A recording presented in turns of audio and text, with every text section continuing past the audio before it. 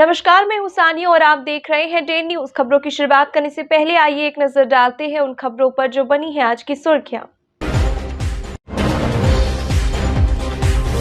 धर्म के आधार पर नहीं मिलेगा आरक्षण, अंतिम सांस तक होगा विरोध। मुजफ्फरपुर के जनसभा में प्रधानमंत्री मोदी ने कांग्रेस के साथ लालू यादव पर भी साधा निशाना, लेकिन ना ही पताही हवाई अड्डा और मोतीपुर चीनी मिल का किया जिक्र।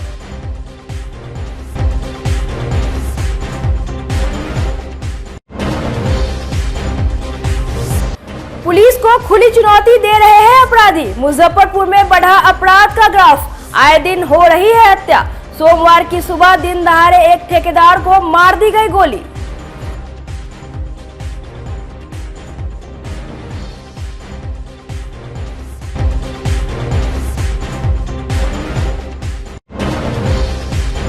और सीबीएसई की 10वीं और 12वीं का रिजल्ट आते छात्र छात्राओं में खुशी का लहर। 10th में अक्षत प्रकाश, वहीं 12th के अंकित राज ने किया जिले में टॉप।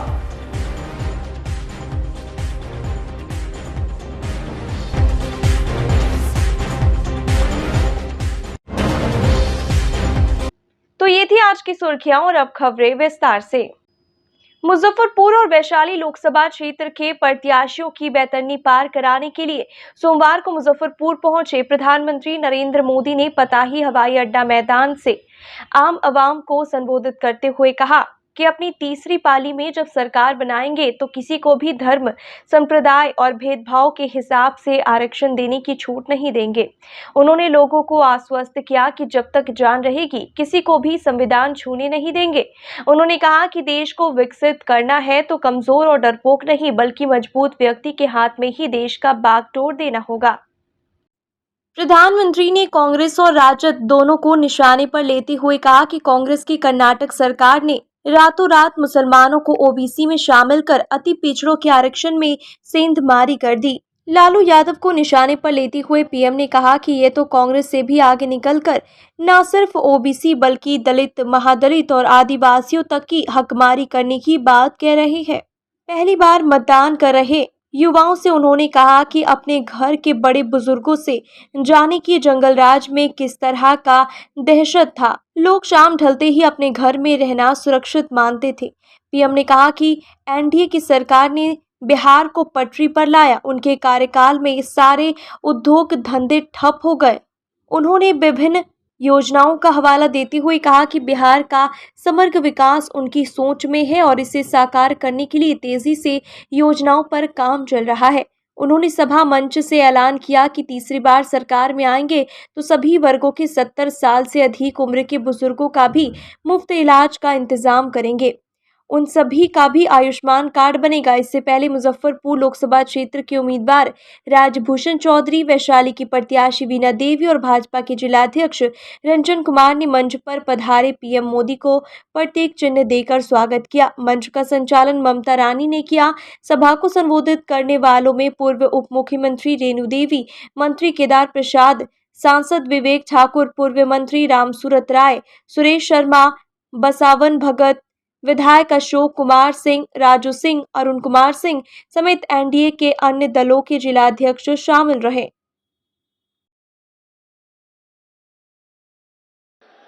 और पंडित सहदेव झा के वीर भूमिका गोर लगे छे। आज चौथे चरण का मतदान चल रहा है। आप सभी जनता जनार्दन के आशीर्वाद से बीजेपी और एनडीए के पक्ष में आंधी चल रही है, आंधी।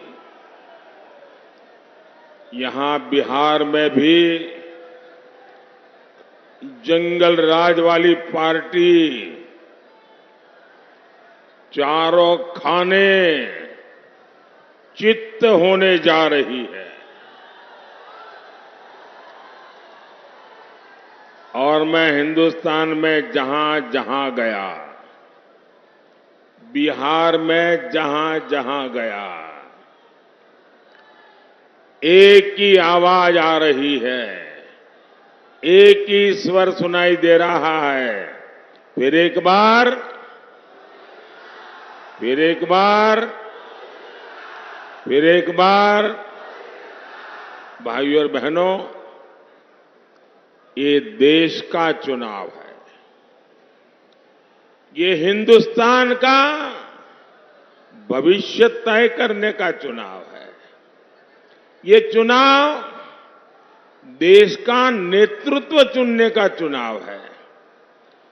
कौन है जिसके हाथों में हम ये देश की बागडोर दें, इसका निर्णय करने का चुनाव है। देश कांग्रेस वाली कमजोर, डरपोक और अस्थिर सरकार बिल्कुल नहीं चाहता।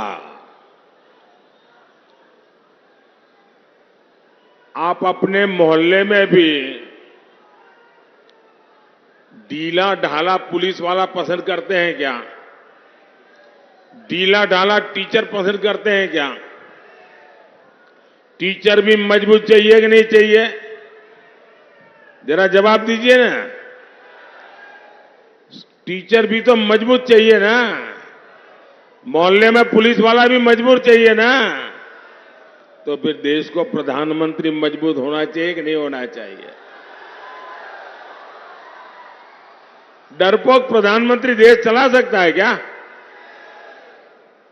आप कल्पना कर सकते हैं, ये लोग इतने डरे हुए हैं, इतने डरे हुए हैं, इनको रात में सपने में भी पाकिस्तान का परमाणु बम दिखाई देता है। अब ऐसी पार्टियां, ऐसे नेता जिनको रात में भी सोते सोते पाकिस्तान का परमाणु बम दिखाई दे, क्या इनको देश दे सकते हैं क्या? ऐसे लोगों को देश दे सकते हैं क्या? ये कांग्रेस के नेताओं के, इंडी गठबंधन के नेताओं के कैसे कैसे बयान आ रहे हैं। कहते हैं कि पाकिस्तान ने चूड़ियां नहीं पहनी है। अरे भाई, पहना देंगे।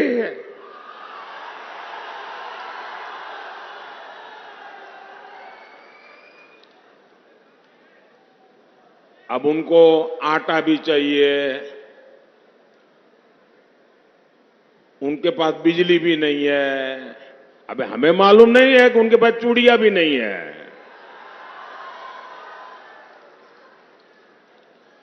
कोई मुंबई हमले में पाकिस्तान को क्लीन चिट दे रहा है, कोई सर्जिकल और एयर स्ट्राइक पर सवाल उठा रहा है।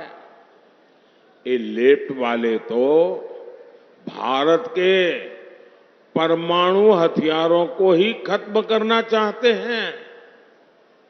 ऐसा लगता है जैसे इंडी गठबंधन वालों ने भारत के खिलाफ ही किसी से सुपारी ले ली है। आप मुझे बताइए, ऐसे स्वार्थी लोग क्या राष्ट्र रक्षा के लिए कड़े फैसले ले सकते हैं क्या? जरा पूरी ताकत से बताइए, कड़े फैसले ले सकते हैं क्या? कड़े फैसले ले सकते हैं क्या? कड़े फैसले ले सकते हैं क्या? ऐसे दल जिनके अंदर कुछ ठिकाना नहीं, वो भारत को मजबूत बना सकते हैं क्या? मजबूत बना सकते हैं क्या? वो तो मजबूर बनाकर छोड़ेंगे। साथियों, मोदी पूर्वी भारत के राज्यों को, जो हिंदुस्तान का नक्शा देखें और सीधी लाइन बनाएं, तो जो पूर्वी भारत है, जिसमें हमारा बिहार है, हमारा झारखंड है, हमारा बंगाल है, हमारा उड़ीसा है। ये जो पूर्वी भारत के राज्य है, ऐसे राज्यों को विकसित भारत के विकास का ग्रोथ इंजन मानता है। कांग्रेस और आरजेडी का इंडी गठबंधन भारत को बांटने में ही जुटा है। ये समाज को आपस में लड़ाकर अपने वोट बैंक के तुष्टीकरण में लगा है। आप लोग जानते हैं ना, कर्नाटका कांग्रेस सरकार ने क्या किया, ये समझने जैसा है। कर्नाटका में कांग्रेस की सरकार है, उन्होंने क्या किया, रातों रात वहां जितने भी मुस्लिम जातियां हैं, सबकी सब 100% सबके सब मुसलमानों को एक रात में हुक्म निकाल करके, ऑर्डर निकाल करके ओबीसी बना दिया। इसके कारण क्या हुआ, ओबीसी को जो आरक्षण मिला था उसमें उन्होंने डाका डाला। ओबीसी जो है पहले वाले, उनके पास कुछ बचा ही नहीं। अब मुझे बताइए, क्या ये मॉडल हम बिहार में लागू होने देंगे क्या? आपका आरक्षण पर कोई डाका डाले, आपको मंजूर है क्या? आपका आरक्षण कोई लूट ले, आपको मंजूर है क्या? और यहां बिहार में जो चारा वाले हैं, उन्होंने और भी खतरनाक बात कही है। वो तो कहते हैं कि दलित, महादलित, पिछड़े, अति पिछड़े, आदिवासी, इन लोगों को जो आरक्षण मिलता है वो उनसे लेकर के पूरा का पूरा वो मुसलमानों को देना चाहते हैं। साथियों, ये देश ऐसी कोई भी हरकत नहीं चला लेगा। और जो ये दलित, पीड़ित, आदिवासी, वंचित, ओबीसी इनका आरक्षण लूटना चाहते हैं ना, वो जरा लिख लो, ये मोदी है, जान की बाजी लगा दूंगा, लेकिन आपको न संविधान को हाथ लगाने दूंगा, न धर्म के आधार पर आरक्षण करने दूंगा, और न ही एससी, एसटी, ओबीसी का आरक्षण छीनने दूंगा। और इसलिए मोदी किसी को धर्म के आधार पर आरक्षण नहीं देने देगा। और ये मोदी की गारंटी है। काम चलता था, मैंने इसको कम कर करके एक साल में 10 लाख लोगों की भर्ती करने की ताकत पैदा कर दी है। बिहार में 8 नए मेडिकल कॉलेज स्वीकृत हुए हैं।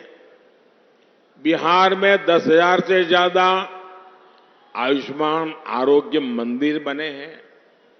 बिहार में 400 से ज्यादा जन औषधि केंद्र खुले हैं। राज्य के गांवों में 60,000 से ज्यादा कॉमन सर्विस सेंटर खोले गए हैं। मुझे बताइए, सारा इतना हो रहा है, इसमें कौन काम कर रहा है? नौजवान को रोजगार मिले बिना एक काम होता होगा क्या? आज देश में लाखों कॉमन सर्विस सेंटर गांव-गांव चल रहे हैं। ये मेरे नौजवान नहीं चला रहे तो कौन चला रहा है? रोजगार नहीं होता तो कैसे चलता? भाइयों और बहनों, यहां बड़ी संख्या में हमारी माताएं बहनें आई हैं। आप जरा याद कीजिए, 10 साल पहले महंगाई की स्थिति क्या थी? तब एक ही गाना चलता था, और बिहार में तो बहुत चलता था, महंगाई डायन खाए जात है, महंगाई डायन खात जात है। तब महीने की 20,000 की आमदनी पर कांग्रेस सरकार आके कहती थी कि टैक्स दो। आज मोदी ने ऐसा सुधार किया है कि 50-60 हजार रुपए की आय तक आपको एक नया पैसा भी टैक्स नहीं देना होगा। मुजफ्फरपुर के पताही हवाई अड्डा मैदान में प्रधानमंत्री को सुनने आए कुछ लोगों को निराशा ही हाथ लगी। पताही हवाई अड्डा से हवाई जहाज की उड़ान की बात हो या मोतीपुर चीनी मिल को चालू करने या फिर मुजफ्फरपुर में एम्स का निर्माण कराने की बात हो, प्रधानमंत्री ने इन बातों का कोई जिक्र नहीं किया। इससे लोगों में निराशा देखने को मिली। सभा में बड़ी संख्या में सहारा इंडिया के वैसे जमाकर्ता भी बैठे दिखे, जो तख्ती पर पैसा देने की गुहार लगाते हुए सरकार से भुगतान सुनिश्चित करने की मांग कर रहे थे। हालांकि बाद में पहुंची पुलिस ने लोगों के हाथ से बैनर पोस्टर छीन लिया। मुजफ्फरपुर में अपराधियों का मनोबल सर चढ़कर बोल रहा है। आए दिन पुलिस को खुली चुनौती दी जा रही है। एक बार फिर से बेखौफ अपराधियों ने मॉर्निंग वॉक के दौरान एक ठेकेदार को गोली मारकर मौत के घाट उतार दिया। घटना सकरा थाना क्षेत्र के मझी गांव की है। सुबह सुबह हुई इस वारदात के बाद पूरे इलाके में सनसनी फैल गई। मृतक की पहचान मझी निवासी 45 वर्षीय ठेकेदार मनोज राय के रूप में हुई। सोमवार की सुबह मनोज राय अपने घर से मॉर्निंग वॉक करने निकले, तभी बाइक सवार दो अपराधियों ने उन्हें गोली मार दी। लोगों ने आनन फानन में उन्हें मुजफ्फरपुर के एक निजी अस्पताल में भर्ती कराया, जहां इलाज के दौरान उनकी मौत हो गई। घटना की जानकारी मिलते परिजन अस्पताल पहुंच गए। चीख पुकार मच गई। सूचना पर पहुंची सकरा थाने की पुलिस मामले की जांच पड़ताल में जुट गई है। थानेदार राजू कुमार पाल ने बताया कि आपसी रंजिश में घटना को अंजाम दिया गया है। मनोज राय पर पहले से फायरिंग करने का आरोप था, उसी की रंजिश में इस हत्याकांड को अंजाम दिया गया है। है ना, तो देखिए कि दो जेंट्स है, एक बाइक पर है, एक नीचे है। वो उतर के इधर उधर कर रहे थे। हम गाय भैंस उस बाने गोबर फेंके, उसके बाद हमको पर घूर घूर के ताक रहे थे। हम नहीं कुछ बोले, नहीं बोले। उसके बाद हम घर चल गए। घर से आए तो थोड़ा सा चोकर मिला के बच्चा खोले गाय के। हमको एगो छोटी वाली बेटी है, उठा रही थी, कह रहे मम्मी मम्मी देखिए गोली मार रहा है मनोज चाचा के। तो वो देखे तो हाली हाली गोली 2 गो मारा और बाइक पर बैठा चला जाए। कितना लोग था उस गोली मारने वाला? 2 आदमी। अच्छा, किधर की तरफ भागा था? दक्षिण तरफ भागा, इधर तरफ गोली मार के आए। इधर पश्चिम से गोली मार के पूर्व निकला, पूर्व से दक्षिण रोड है वही में चला जाए। तो हम हल्ला करे कि गोली मार दिया। हल्ला करे तब आदमी सब जुटे, तो पर ही एकदम बेहोश पड़ल। एगो गोली मारे ठाड़ा थे और दोबारा गोली मारे तो गिर गए। तो हम हल्ला करने लगे तो हम लोग भाग गए और कुछ नहीं देखे। काल से आ रहा था वो कोलकी में।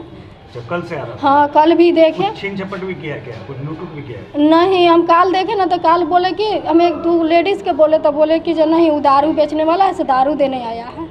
तो वो फिर उधर लीची गाछी है उसमें चल गए। तो काल नहीं देखे, आई सवेरे से वो है। तो आदमी को पहचानती हैं? नहीं सर, नहीं पहचानते हैं। मांस उस लगाए थे। हाँ। अच्छा, यहाँ के गाछी टाइप में जनमा कोलकी है, उसी जगह में गोली मार दिया है। तो विवाद पहले से विवाद ऐसे बहुत था, जमीन जगह के लेकर के। क्या करते थे? ये क्या करते, ठेकेदारी करते थे। किस चीज का? ये रोड उड़ के। तो सुबह के टहलने निकले?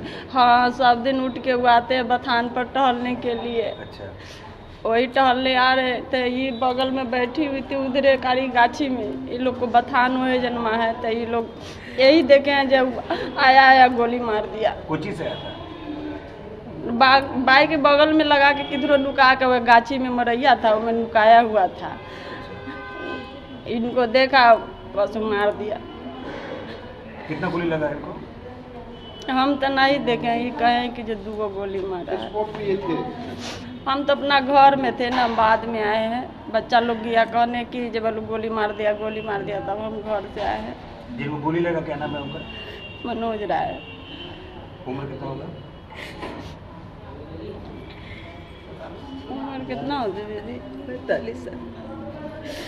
45 साल बोल रहे। और जगह कौन था जहाँ गोली लगा है? वो जगह वो है जना मच्छीज है, अच्छा, गाछी में ना? रोड है ऊंची, गाछी नहीं, जैसे इधर से बिल्डिंग है, इधर से गुमरैया है, थोड़ा सा कोल की रास्ता है, वो रास्ता गाछी के बगल जाता है। साइबर सिक्योरिटी रिसर्च ने 4G से 5G सिम अपग्रेड के नाम पर चल रहे स्कैम को लेकर अलर्ट जारी किया था। इसके बावजूद मोबाइल उपभोक्ता साइबर ठगी का शिकार बन रहे हैं। मुजफ्फरपुर के एक रिटायर्ड हेडमास्टर से साइबर अपराधियों ने 5G के नाम पर 35 लाख रुपए ठग लिया। बालूघाट निवासी रिटायर्ड शिक्षक श्याम मोहन मिश्र ने इस मामले में साइबर थाने में FIR दर्ज कराई है। बताया कि उनका पेंशन बचत खाता जवाहरलाल रोड स्थित इंडियन बैंक में है। 29 अप्रैल को उनके मोबाइल नंबर पर 4G से 5G नेटवर्क कराने का कॉल आया। उसके बाद मोबाइल पर कॉल और मैसेज आना बंद हो गया। 8 मई को पेंशन निकाले बैंक गए तो पता चला कि उनके खाते में राशि नहीं है। उन्होंने बताया कि 30 अप्रैल से 6 मई के बीच 55 बार में रकम की निकासी हुई, लेकिन रुपए निकासी का बैंक से कोई भी कॉल या मैसेज नहीं मिला। ईमेल आईडी पर भी निकासी की जानकारी नहीं मिली। घटना की जानकारी होने के बाद से पूरा परिवार सदमे में है। एक अननोन नंबर से कॉल आता है और कहा जाता है कि हेलो सर, हम एयरटेल ऑफिस से बोल रहे हैं, आपका 4G सिम है, उसे 5G करना है। हम जैसे जैसे बोल रहे हैं आप वैसे वैसे कीजिए, आपका सिम 5G हो जाएगा। ऐसा सुनते ही रिटायर्ड शिक्षक सारे प्रक्रिया शुरू कर दिया और इससे बाबत उनका 35 लाख रुपया करीबन ठग लिया गया, लूट लिया गया। इस वक्त रिटायर्ड शिक्षक हैं मौजूद। क्या नाम है? श्याम मोहन मिश्र। क्या है घटना पूरी? इधर हो जाइए, इधर हम पकड़ लेते हैं। जी, घटना यही है कि 29 अप्रैल को मेरे पास एक कॉल आया कि आपका एयरटेल सिम है, 4G से 5G कर दीजिए, हो जाएगा, तुरंत हो जाएगा। इससे पहले भी कॉल आता था विभिन्न नंबरों से, तो मैं पहले नकार देता था। लेकिन उस दिन क्या कहूँ, मेरी बुद्धि भ्रष्ट हो गई। मैं सोकर उठा था, भयंकर गर्मी का फिर माहौल था। हम आया, फिर बिछावन पर जब लौटे फिर उसका कॉल आ गया और उसने जैसा कहा मैंने कर दिया। उसने एक मैसेज भी दिया, मैंने एयरटेल कंपनी का मैसेज समझ के OTP शेयर कर दिया। जो मैंने किया है उसको मैं नहीं नकार सकता हूँ। इसके बाद भी हम सक्रिय नहीं हुए। कल होके परसों होके एयरटेल मोबाइल सिम को चेक नहीं किए, चूँकि मेरे पास 2 सिम वाला मोबाइल था। फिर पेंशन की राशि 2 तारीख को आई, उसका भी मैसेज मुझको नहीं आया। तो ये सोच के कि कभी कभी मैसेज नहीं भी आता है, इसमें देर होती गई। होते होते ये स्थिति 8 मई को जब मैं पेंशन निकालने के लिए गया, लगभग 50,000 रुपया मासिक में निकालता था अपने पेंशन से, तो मालूम होता है कि अरे आपके साथ तो साइबर फ्रॉड हो गया, आपके खाता में कोई पैसा नहीं है, 13 पैसा मात्र बाकी है। तो मैं चौंक गया, शोकाकुल हो गया। फिर प्रक्रिया के लिए प्रयास करना शुरू किया और इससे संबंधित मामला बेला साइबर थाना में मैंने दर्ज किया है। उन लोगों से मदद मांगा। उन लोगों ने कहा कि अधिक से अधिक पहले खाता होल्ड किया जाता है, उसके बाद जब देखा जाएगा। वो लोग भी प्रक्रिया शुरू कर चुके हैं, मदद कर रहे हैं। अभी तो FIR दर्ज ही हुआ है। कितना अमाउंट था टोटल आपके अकाउंट में? लगभग 35 लाख से अधिक कुछ राशि थी। पूरा जीवन का कमाई है लगभग, वही ना समझिए। सेवांत लाभ भी था और सबसे बड़ी बात जो देखिए ना, इस अप्रैल का पेंशन भी पैसा था, वो भी ले लिया। अब तो मुश्किल है, लेकिन क्या। एंड्रॉइड फ़ोन कितना दिन से यूज कर रहे हैं? लगभग 3-4 साल से। 4G 5G समझते हैं क्या? नहीं समझते हैं, इसी ना समझी में न हो गया। क्या बोला जा रहा था कि आप 4G यूज कर रहे हैं, 5G करेंगे तो स्पीड डाटा हो जाएगा, ये सब बोल रहे हैं। यही सब बोल रहा था। और जबकि नेट हम चलाते हैं जियो से। मेरी मति भ्रष्ट हो गई। और था एयरटेल वाला कॉल किया? एयरटेल की तरफ से कॉल किया। तो घर में किसी से क्वायरी वगैरह नहीं किए? अगर क्वायरी करते तो कुछ बच जाता। घर में बोल देते तो बेटी जानती है, बेटा से भी नहीं शेयर किए। 5-6 दिन निष्क्रिय हो गए। इसको मैं क्या कहूँ, अपना दुर्भाग्य ही। न कितने बार करके पैसा काटा है वो? लगभग 55 ट्रांजैक्शन है उसका। जी, 55 बार लगभग। जी। इसका मैसेज वगैरह आता था या मोबाइल हैक कर लिया? नहीं, मोबाइल हैक कर लिया, मैसेज नहीं आता था। OTP देने के बाद मोबाइल हैक कर जी। दूसरों को क्या कहेंगे जो आपके साथ जो घटना हुई है दूसरे के साथ ना हो, उसके जागरूकता के लिए कुछ कहेंगे? हम यही कहेंगे जब किसी भी अननोन नंबर से अगर कॉल आवे और ऐसा ऑफर आता है तो कृपया मेरी तरह आत्मघाती कदम नहीं उठावें। इसका कोई उपाय नहीं है।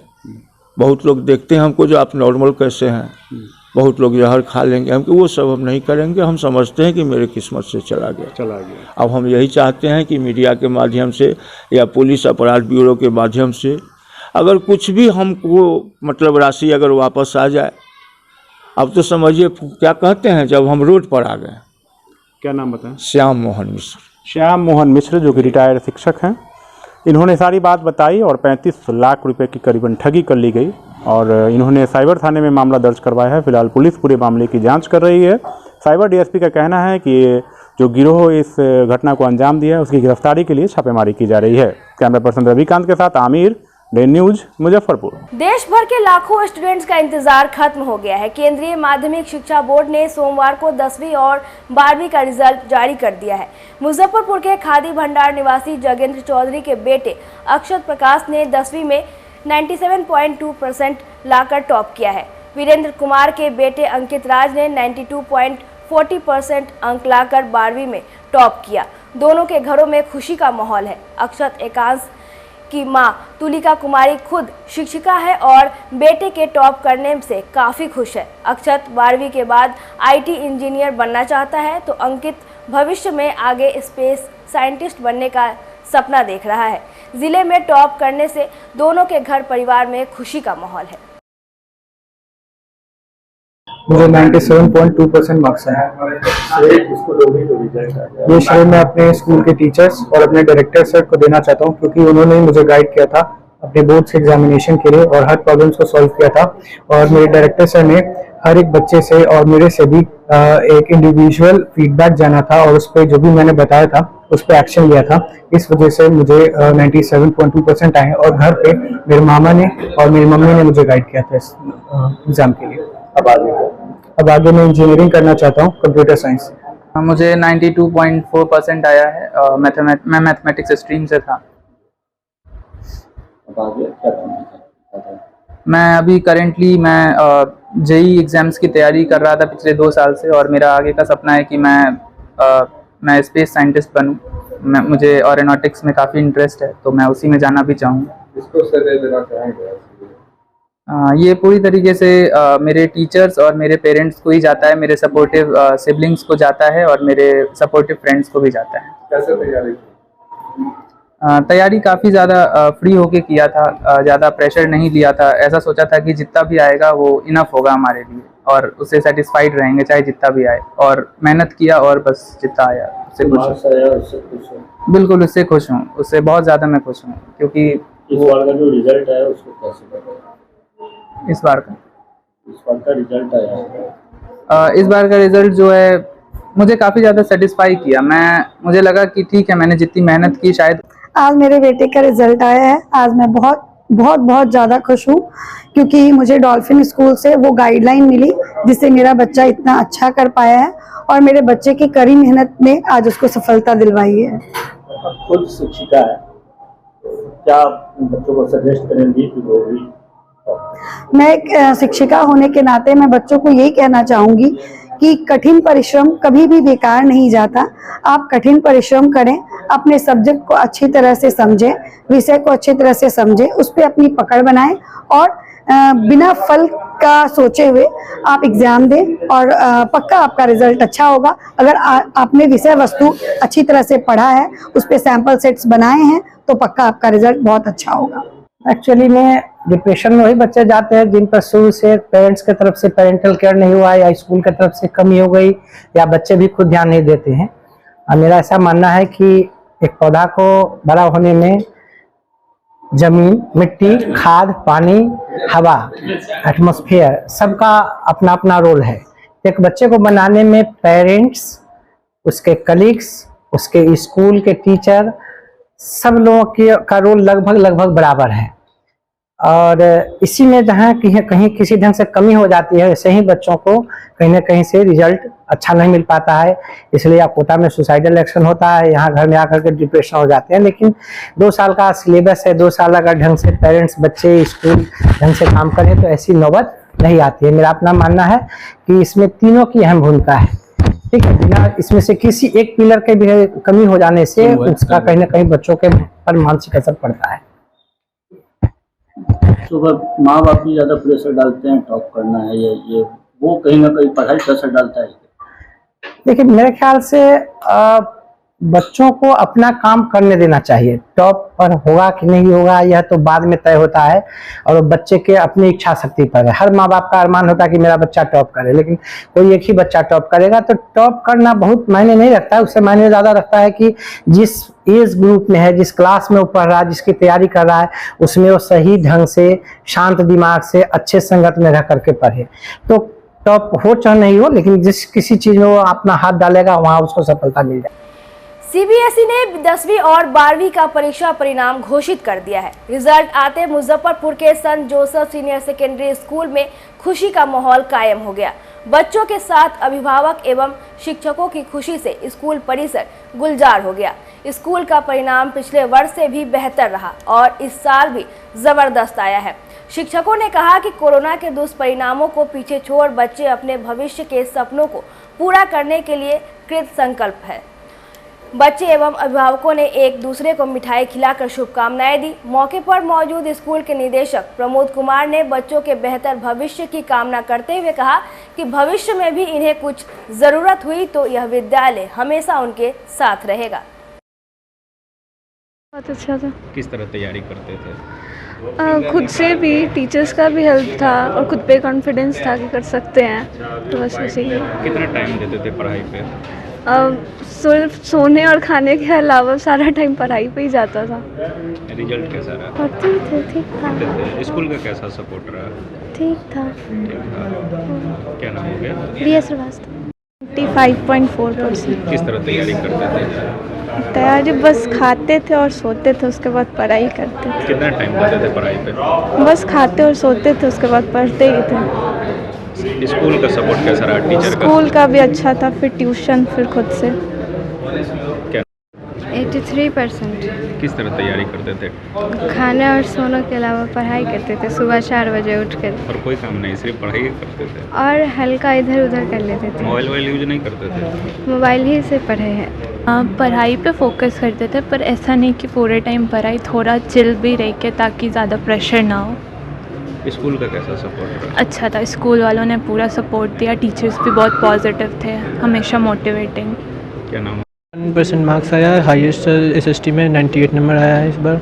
तैयारी कैसे करते थे? पढ़ाई में कितना टाइम देते थे? सर पढ़ाई से 6 से 7 घंटा सर सेल्फ स्टडी करते थे, बाकी स्कूल रेगुलर सर ज्वाइन किए हैं। और सर इंग्लिश में सर टीचर कोऑपरेट ज़्यादा करते थे और SST में सर अच्छे टीचर मिले हैं। साइंस में सर बहुत अच्छा नंबर आया है।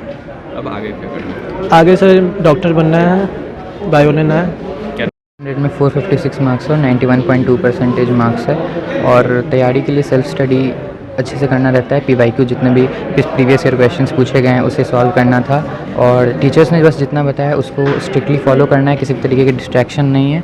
और जितना भी आपको आता है वो पेपर में अच्छे से प्रेजेंट करने का एक वे होता है कि अगर आपको आता है और अगर आप प्रेजेंट अच्छे से करते हो तो उसमें आपको नंबर ज़्यादा मिलते हैं।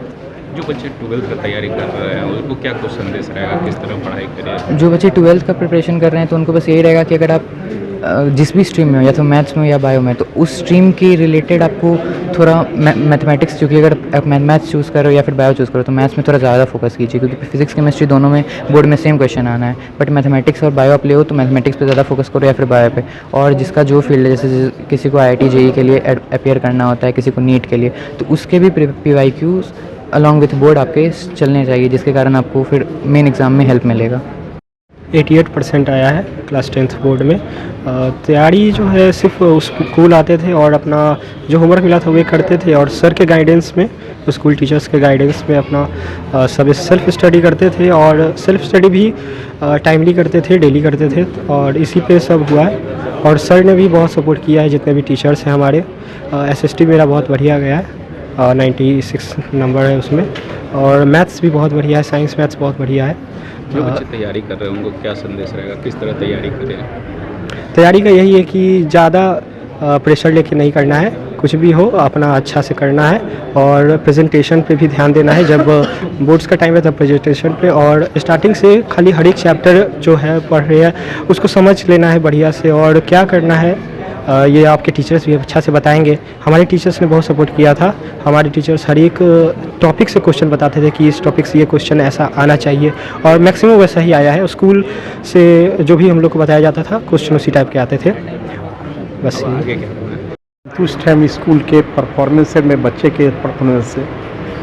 किस तरीके से बच्चा पढ़ाई करता था घर में, क्या रूटीन बनता था? घर में अपना सेल्फ स्टडी करता था वो, और स्कूल का भी योगदान उसमें रहा। बच्चे तभी अच्छा करेंगे जब स्कूल का बेसिक जो है अच्छे ढंग से उसको बताया जाएगा, और मेहनत तो बच्चों का फल तब पता चलता है जब रिजल्ट आती है।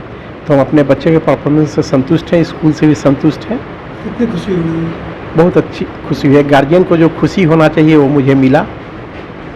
एक्सपेक्टेशंस मतलब कि इतना था ही मुझे, ऐसा नहीं है कि एक्सपेक्टेशन से। बच्चे का मेहनत तो बच्चे गार्जियन हर समय देखते हैं ना, सो क्या कर रहे हैं, तो उस हिसाब से मुझे लगा कि इतना लाना ही चाहिए था। इससे अधिक भी आ सकता था, लेकिन ईश्वर के जो डिसीजन होता है उसके आगे तो हम और आप कुछ नहीं कर सकते हैं। हमारे बच्चे का रिजल्ट काफ़ी अच्छा रिजल्ट आया, उसने काफ़ी अच्छी मेहनत की। स्कूल मैनेजमेंट विशेषकर प्रिंसिपल साहब प्रमोद कुमार सिंह ने काफ़ी अच्छा काम किया। स्कूल के स्टाफ लोग काफ़ी कोऑपरेटिव है, काफ़ी सपोर्टिव है, और स्कूल ने फैंटास्टिक वर्क किया। बच्चे ने भी मेहनत किया, बच्चे ने भी अच्छा परफॉर्म किया। है वो ब्रह्मपुरा ब्रांच से हमारी बच्ची 83% नंबर लाई है 10th क्लास में। ये संतुष्ट हैं, बहुत अच्छा उन्होंने सेल्फ स्टडी किया, और क्लास में जो पढ़ाई हुई है उसका अध्ययन किया, उसके हिसाब से जो है रिजल्ट अच्छा आया है। स्कूल का सपोर्ट कैसा रहा? स्कूल का सपोर्ट अच्छा था वहाँ पे जी। रिजल्ट रहा 10 और 12 के बच्चे हमारे यहाँ बहुत ही अच्छे किए हैं। परसेंटेज में भी 96% के आसपास मेरे पास रिजल्ट आया है, और हाईएस्ट भी 96% है। बच्चे से लेकर गार्जियन काफ़ी खुश हैं, और बच्चों में खासकर काफ़ी उत्साह की भावना दिखाई दिया, और उनके पेरेंट्स भी जितने आए थे वह स्कूल से काफ़ी संतुष्ट हैं कि मेरे बच्चों का रिजल्ट बहुत अच्छा आया है, और हमारे स्कूल का उन्होंने बहुत ही तारीफ़ किया है। स्कूल की तरफ से क्या योगदान था बच्चों को, किस तरीके से? स्कूल के तरफ से हम लोग जितने भी हमारे बच्चे 10 और 12 पे थे, हम लोगों ने भरपूर प्रयास किया और उनको मदद करने का कि अधिक से अधिक मार्क्स उनको मिले। और हमारे सारे टीचर काफ़ी मेहनती हैं, और सभी ने अथक प्रयास किया, और इसके कारण रिजल्ट भी अच्छे आए, और उनके पेरेंट्स का भी योगदान रहा। क्या परिचय रहा? 10th और 12th का रिजल्ट निकला है CBSE बोर्ड का। रिजल्ट बहुत अच्छा रहा। हमारे स्टूडेंट ने मेहनत किया, हमारे टीचर के द्वारा काफ़ी सहयोग किया गया। हर साल हम लोगों का प्रयास होता है कि पिछली बार के रिजल्ट से अच्छा रिजल्ट आए। जैसा हम लोगों ने उम्मीद किया था, उम्मीद के मुताबिक ही रिजल्ट आया।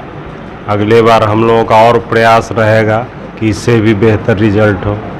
किस तरह तैयारी करवाते थे बच्चों को? हम लोग जो बोर्ड मॉडल है, सैंपल पेपर जिस तरह का रहता है उसके हिसाब से हर बार हर सब्जेक्ट में तैयारी करवाते हैं। बीच बीच में टेस्ट लेते रहते हैं ताकि उनको बोर्ड एग्ज़ाम में दिक्कत नहीं हो, और हर तरह से वो सोल्व कर सके ताकि अच्छे से अच्छे अंक प्राप्त कर सकें।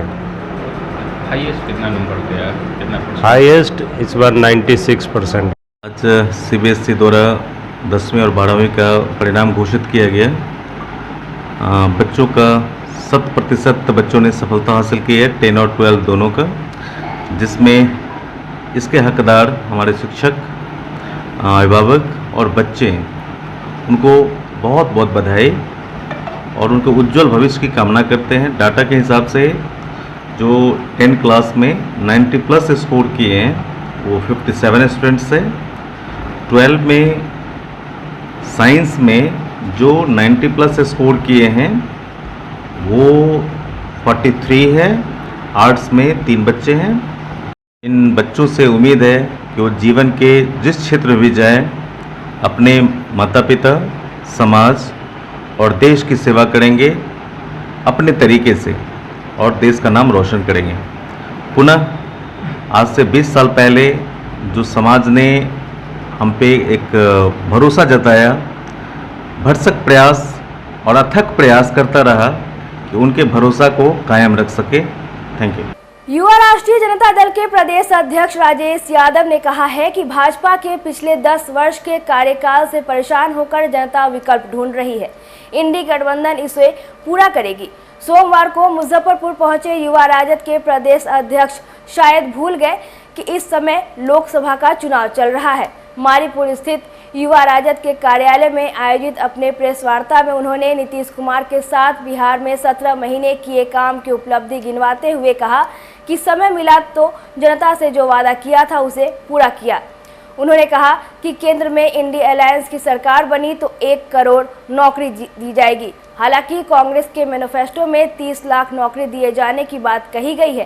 प्रेस वार्ता के दौरान पार्टी के महानगर अध्यक्ष विकास गुप्ता, जिला अध्यक्ष नितेश यादव मौजूद रहे। कल से मुजफ्फरपुर जिला में है। कल हम लोग वैशाली लोकसभा क्षेत्र में मुन्ना शुक्ला जी के लिए कई पंचायतों में जा कर के हम लोगों ने वोट मांगने का काम किया और इस बार जनता, और शाम में हम लोग जो है पटना मुजफ्फरपुर शहर में भी हम लोग घूमने का काम किया। हर वर्ग में उदासीनता है सरकार को लेकर, महंगाई को लेकर के, गरीबी को लेकर के। लगातार सरकारें होती हैं जनता के जन कल्याण के लिए, लेकिन विगत 10 वर्षों में सरकार ने जनता के हित में एक भी काम नहीं किया। न तो नौजवानों के हित में काम किया, न तो महिलाओं के हित में काम किया, न तो किसानों के हित में काम किया। आज बेरोजगारी का आलम यह है कि हमारे नौजवान पढ़ लिख के गाँवों में जो है दिन भर समय काट रहे हैं। इसलिए जनता इस बार इस सरकार से छुटकारा चाहती है। 10 साल भारतीय जनता पार्टी की सरकार रही और अब लोग उब गए हैं। लोग नौकरी चाहते हैं। उनके माँ बाप जो अपने बच्चे को बहुत मेहनत से पढ़ाए हैं, वो चाहते हैं कि मेरे बेटा का नौकरी लग जाए ताकि घर में खुशहाली आए। लोग नौकरी चाहते हैं और इन बातों के लिए उन लोगों का एक ही भरोसा है, इंडिया गठबंधन पर। इंडिया गठबंधन पर भरोसा होने का कारण भी है कि जो बिहार में इंडिया गठबंधन को लीड कर रहे हैं राष्ट्रीय जनता दल के नेता तेजस्वी प्रसाद यादव जी, इनको 17 महीना काम करने का मौका मिला था और 17 महीना में 2020 में इन्होंने जो चुनावी वादा किया था उसको लगभग पूरा करने का काम किया है। ये जनता समझ रही है और बोल रही है। इसलिए उनको लगता है कि तेजस्वी यादव जी जो कहते हैं, जो बोलते हैं, वो करते हैं। इसलिए जब इन्होंने कहा है कि हम 1 करोड़ नौजवानों को सरकारी नौकरी 15 अगस्त को देंगे, महिलाओं के बारे में बोला, जो गरीब महिलाएं हैं इनको हम 1 लाख रुपया रक्षाबंधन पर देंगे। महंगाई को काबू में पाने के लिए जो महंगाई से लोग पीस रहे हैं, उन्होंने कहा कि हम गैस सिलेंडर 500 रुपया में देंगे, 200 यूनिट बिजली फ्री देंगे। तो लोगों के इनके बातों पर भरोसा हो रहा है, संभावनाएं बढ़ रही, लोग भरोसा कर रहे हैं। लेकिन मोदी जी आ रहे हैं, जा रहे हैं, लेकिन कोई बात लोग जनता पूछ रही है कि सवाल आप बताइए कि आप 10 वर्ष में क्या किए। उनका अपना काम का कोई एजेंडा नहीं है।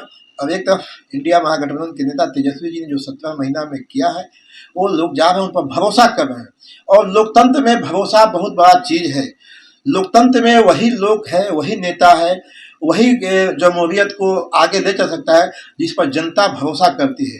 तो आज जो है, जो हम घूम रहे हैं कल से, यहाँ जो है इंडिया गठबंधन के जो हमारे 2 प्रत्याशी हैं, यहाँ से कांग्रेस के प्रत्याशी हैं मुजफ्फरपुर से, और वैशाली सीट से राष्ट्रीय जनता दल के प्रत्याशी हैं मुन्ना शुक्ला जी हैं, यहाँ से अजय निषाद जी।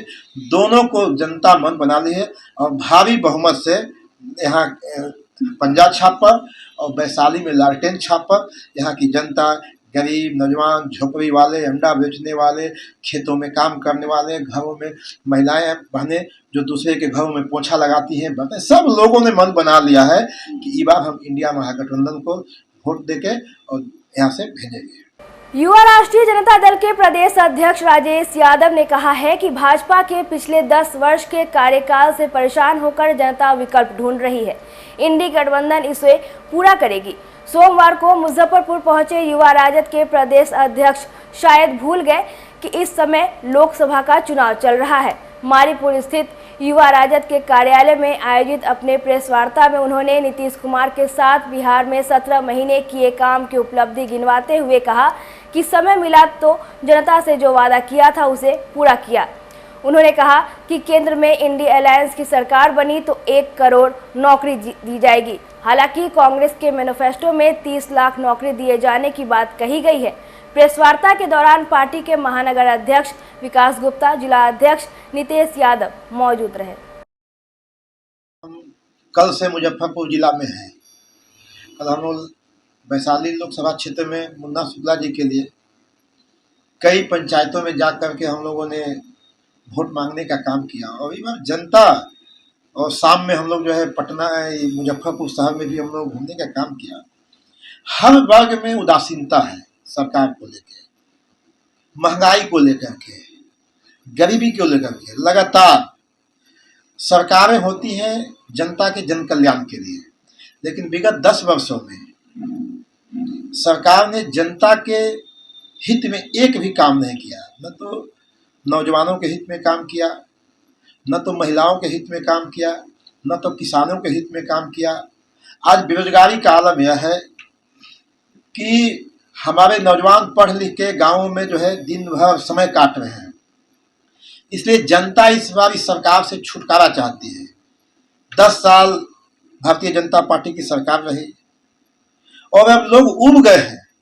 लोग नौकरी चाहते हैं। उनके माँ बाप जो अपने बच्चे को बहुत मेहनत से पढ़ाए हैं, वो चाहते हैं कि मेरे बेटा का नौकरी लग जाए ताकि घर में खुशहाली आए।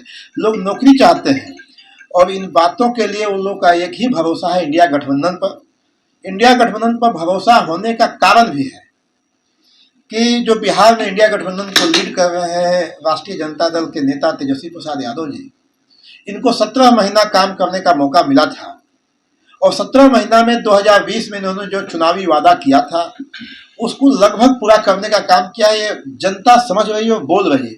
इसलिए उनको लगता है कि तेजस्वी यादव जी जो कहते हैं, जो बोलते हैं, वो करते हैं। इसलिए जब इन्होंने कहा है कि हम 1 करोड़ नौजवानों को सरकारी नौकरी 15 अगस्त को देंगे, महिलाओं के बारे में बोला, जो गरीब महिलाएं हैं इनको हम 1 लाख रुपया रक्षाबंधन पर देंगे। महंगाई को काबू में पाने के लिए जो महंगाई से लोग पीस रहे हैं, उन्होंने कहा कि हम गैस सिलेंडर 500 रुपया में देंगे, 200 यूनिट बिजली फ्री देंगे। तो लोगों के इनके बातों पर भरोसा हो रहा है, संभावनाएं बढ़ रही, लोग भरोसा कर रहे हैं। लेकिन मोदी जी आ रहे हैं, जा रहे हैं, लेकिन कोई बात लोग जनता पूछ रही है कि सवाल आप बताइए कि आप 10 वर्ष में क्या किए। उनका अपना काम का कोई एजेंडा नहीं है। और एक तरफ इंडिया महागठबंधन के नेता तेजस्वी जी ने जो 17 महीना में किया है, वो लोग जा रहे हैं, उन पर भरोसा कर रहे हैं। और लोकतंत्र में भरोसा बहुत बड़ा चीज है। लोकतंत्र में वही लोग है, वही नेता है, वही जमहूरियत को आगे ले चल सकता है जिस पर जनता भरोसा करती है। तो आज जो है, जो हम घूम रहे हैं कल से, यहाँ जो है इंडिया गठबंधन के जो हमारे 2 प्रत्याशी हैं, यहाँ से कांग्रेस के प्रत्याशी हैं मुजफ्फरपुर से, और वैशाली सीट से राष्ट्रीय जनता दल के प्रत्याशी हैं मुन्ना शुक्ला जी हैं, यहाँ से अजय निषाद जी। दोनों को जनता मन बना ली है और भारी बहुमत से यहाँ पंजा छाप पर और वैशाली में लालटेन छाप पर यहाँ की जनता, गरीब, नौजवान, झोपड़ी वाले, अंडा बेचने वाले, खेतों में काम करने वाले, घरों में महिलाएं बहनें जो दूसरे के घरों में पोछा लगाती हैं, बहनें, सब लोगों ने मन बना लिया है कि इस बार हम इंडिया महागठबंधन को वोट देके और यहाँ से भेजेंगे। आज की खबरों में बस इतना ही। कल फिर मिलेंगे कुछ नई खबरों के साथ। तब तक के लिए हमें दीजिए इजाजत। नमस्कार।